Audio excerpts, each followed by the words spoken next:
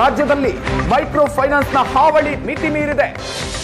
ಈ ಹಿನ್ನೆಲೆಯಲ್ಲಿ ರಾಜ್ಯ ಸರ್ಕಾರದ ವಿರುದ್ಧ ಕೇಂದ್ರ ಸಚಿವ ಎಚ್.ಡಿ. ಕುಮಾರಸ್ವಾಮಿ ಇದೀಗ ಕಿಡಿಕಾರಿದ್ದಾರೆ. ಒಂದು ಗ್ರಾಮದ ಜನರು ಗುಳೆ ಹೋಗಿ ತಿಂಗಳಾಗಿದೆ. ಇಡೀ ರಾಜ್ಯದಲ್ಲಿ ಇಂತಹ ಘಟನೆಗಳು ನಡೀತಾ ಇದೆ. ಸಿಎಂ ಈಗ ಸಭೆ ಕರೀತಾರೆ ಅಂತ ಎಚ್.ಡಿ. ಕುಮಾರಸ್ವಾಮಿ ಅವರು ತಮ್ಮ ಆಕ್ರೋಶವನ್ನು ವ್ಯಕ್ತಪಡಿಸಿದರು. ಜನರಿಗೆ ಮಾನಸಿಕ ಸ್ಥೈರ್ಯವನ್ನು ತುಂಬುವ ಕೆಲಸವನ್ನ ಇನ್ನೂ ಕೂಡ ಮಾಡಿಲ್ಲ ಅಂತ ಹೇಳಿದ್ದಾರೆ.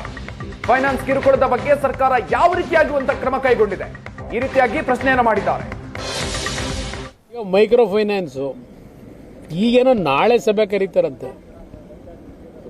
ಒಂದು ತಿಂಗಳಾಯಿತು. ಬಹುಶಃ ಚಾಮರಾಜನಗರದಲ್ಲಿ ನಡೆದಂಥ ಘಟನೆ, ಹಳ್ಳಿಯ ಜನ ಊರೂರೇ ಗುಳೆ ಹೋದಂಥದ್ದು ಎಷ್ಟು ತಿಂಗಳಾಯಿತು?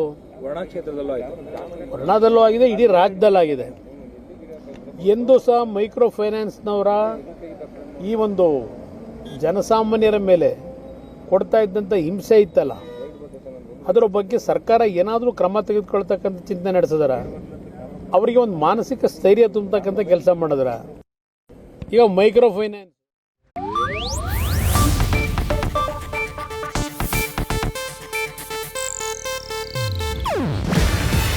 ಇದು ಏಷ್ಯಾನೆಟ್ ನ್ಯೂಸ್ ನೆಟ್ವರ್ಕ್ ಪ್ರಸ್ತುತಿ.